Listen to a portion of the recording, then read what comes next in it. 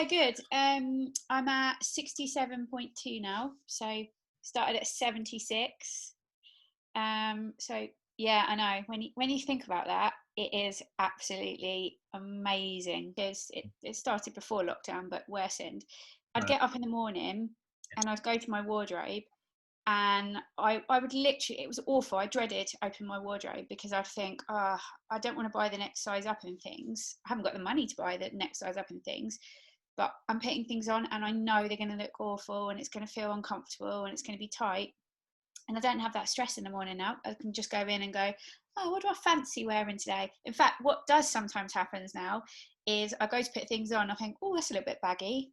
Probably don't need those anymore. No, I feel really in control of it now. I know what to do.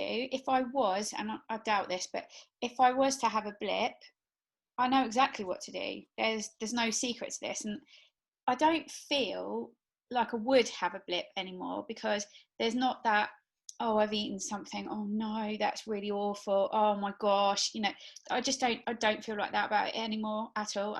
I even had a piece of stollen the other day. That's where we're at, and I No. know that's okay. Tell me about what you've tried in the past. So tell me about everything you've done in the past. Okay, so I have done Weight Watchers, I have done Slimming World, beating myself with a stick for sinning and eating bad things. I've tried doing the thing, I've forgotten what it's called now, but where you just like largely eat meat. Like carnivore diet.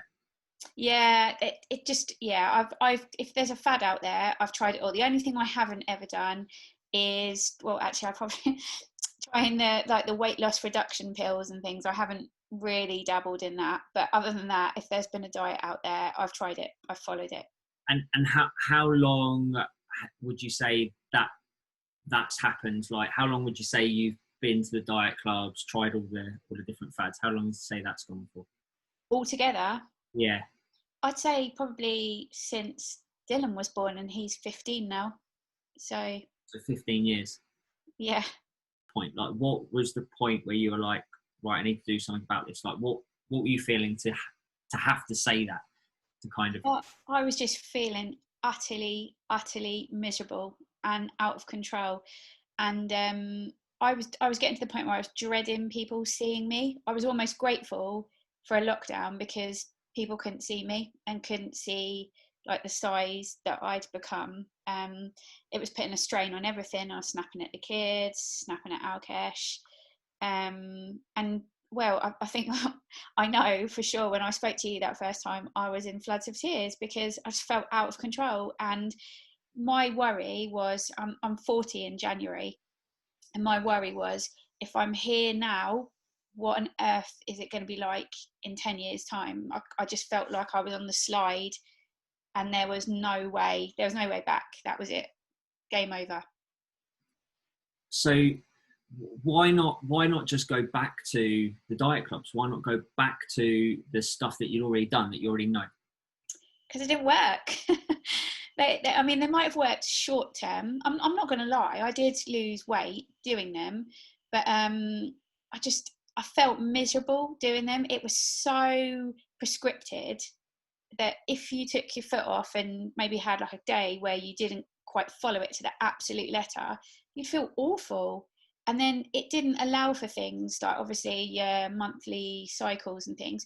So you'd go along and get weighed, and then it would almost be like ringing the bell of shame because, oh, Lorna's put on 2 pounds this week. Tut tut tut. You know what you need to do next week, and you'd be thinking, but I know I've eaten sensibly and I know I've done the right thing. And then unfortunately, the thing is, if you get beaten with that stick, what's the first thing you're going to turn to? Oh, well, this isn't working, so I'm going to eat, because there's no point, because there's obviously something wrong with me where I don't lose weight. So a lot of people, a lot of women that I've spoken to will compare, like, so they'll be like, well, the diet club costs me £20 a month. Why should I spend X amount of money? I've lost weight at the diet club. So what would you say the kind of differences are between what we've done and how we've worked together compared to all of that kind of stuff? So the way that I think those diet clubs are like putting a sticky plaster on an open wound. So for a little while, it looks okay. but you know that plaster is coming off at some point. Whereas with you, it's a long-term fix. I'm not going to lie, when you first think about how much it's going to cost, you think, oh my goodness, that sounds like a lot. But Adam, that has been 6 months and I'm fixed for the rest of my life. So I could have gone on, I could have gone on for another 10 years going to Weight Watchers, Slimming World. Those £20 a month would have added up and added up. I would have spent more and I'd have been miserable and I wouldn't have the results that I've got now. And you can absolutely bet that the minute I walked out of that slimming club and didn't go back, it would just slide back on again. So do you feel like, obviously we've only worked together 6 months, right? And you're now kind of going it alone. Do you feel like that's it? Like no diets ever again? Like I'm never going back to the diet clubs. Like I don't have to. Yeah, absolutely. There's no point. In fact, it's quite funny. I think I've said to you previously, but we got into a bit of a discussion where I work about diets, and somebody was looking at me saying, oh, have you lost so much weight? How have you done it? How has it stayed off? And somebody else chipped in who was at one of these other clubs going, oh no, you can't eat pasta. Oh no, that's very bad for you. And oh, you shouldn't be eating cakes if you want to lose weight. Oh no, because they're bad foods. And I've totally escaped that whole world of good food and bad food. And I'm eating to live, not living to eat, if you know what I mean. It's not a big deal anymore. I think the trouble is when you say to someone, you can't have this and you can't have that, you want it more. And so when you do get the opportunity to have it, you're going to go bonkers. You know, it's really hard. I mean, we've got Christmas coming up and I'm not worried. I'm not one bit worried. With you, it's not just fixing the weight, it's fixing what's going on up here, changing your mindset. I mean, especially because the situation that I was in at the very beginning, I was waiting for an operation and I'd been told to give up any hope of trying to lose weight, just wait until I'd had my operation. And thank goodness I'd come to you because I had quite a long wait in the end for it to happen.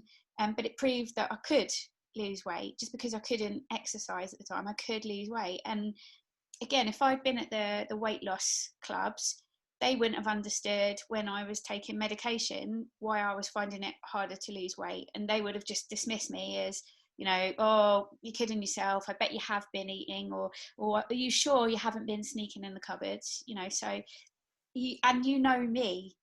That's the thing. You know my story, my situation. In a weight loss club like that, they don't have the time to get to know that about you and understand. So yeah, I wish I could. People that sit there and say, oh, it's too expensive, I just want to say, no, look, think about it long term. That short burst, whether it's 6 months or a year, compared to the rest of your life and the changes that it's going to make, it's an absolute drop in the ocean. It's nothing. And obviously financial costs are visible, like they're tangible. But in terms of, if we talked about the other costs, like if we talked about the costs of continuing down the same path, like what do you think that the cost of that would have been? Like if you'd continue, if you'd gone, no, it's too expensive, I'm not doing this, I'm just going to go to the diet clubs, it's £20 a month.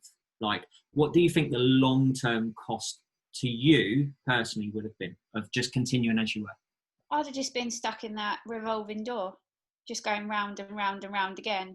Oh, start a diet club, lose a bit of weight, slip off. Oh, back round again, another diet club, lose a bit of weight. Oh no, put a bit back on. It wasn't going to stop. I knew it wasn't going to stop. And it wasn't that I wasn't self-disciplined, but I felt like I was constantly being beaten, you know, by this stick of bad foods. And that's not a healthy relationship to have. It's really, really unhealthy. And to exclude things from your diet, really, really unhealthy. And one kind of objection that a lot of women will use, like especially this year have used, is it's not the right time. Like, you know, stress, like pandemic, all this stuff going on.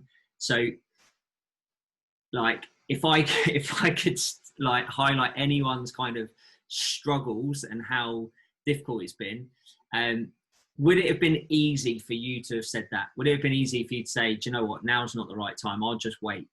Oh, 100%, yeah, because my husband had just been furloughed when I started with you. So we were really hard up, you know, trying to find money for everything each month. Obviously I was waiting for an operation. My operation had been cancelled. I was trying to work from home, bring up 3 kids, you know. But when is there ever going to be an ideal time? What I would say is it was the perfect storm, because if I'd carried on and had my operation and just sat around feeling sorry for myself, and it would have got worse and worse and worse. And I hate to think, I couldn't tell you honestly where I would have been, because it was bad when I came to you. And tell us about all the positives. Tell us about what you have achieved. Like what's changed. Well, I've lost loads of weight, but I think what's really exciting is looking at the measurements each week and seeing that come down. I can fit in my clothes. I have to worry about what I'm wearing each morning. There's not a worry about, oh, I've got to have it all planned out, what I'm eating each day, because I'm in control of it. I know what I'm doing. People are noticing, which is really nice. And getting lots of compliments about, oh, wow, you look amazing. You look really good. Which obviously makes you feel so much better. So it's a total change. If we could see the person that called you and spoke to you that first time and compare to now, I don't think you'd recognise that it's the same person. But you've made me realise all of these, so thank you. Is there anything else that you would add? Anything else you would say at all? I think I would say you've got to ask yourself, if you really, really want it, why you're holding back. For anybody that's kind of wobbling on the fence, this is, I know when you hear people talking about things, you think, yeah, but I'm different. And I think the situation that I was in was really quite extreme. Obviously being incredibly anxious, depressed, you know, literally having very little money, waiting for this operation, the stress of all that and the unknown. If I can do it, absolutely anybody can do it. And don't wait. Please don't wait, because it's just delaying the happiness of the results that you're going to get by another day. You know, don't waste your money on all these silly quick fixes. You know, that plaster, why do that? You wouldn't do that in anything else in life. You know, if you had a leaking pipe, you wouldn't stick the sticky tape over it, you know, and just think, oh, we'll sort it in a few weeks. You'd get an emergency plumber out. You are the emergency plumber. just don't delay, really. You just, the longer you leave it, the harder it's going to be for you, I think. But even then, you know what, if somebody's looking at it and thinking, oh, I'm too old for this, or no, now is the time to start it and to make the change.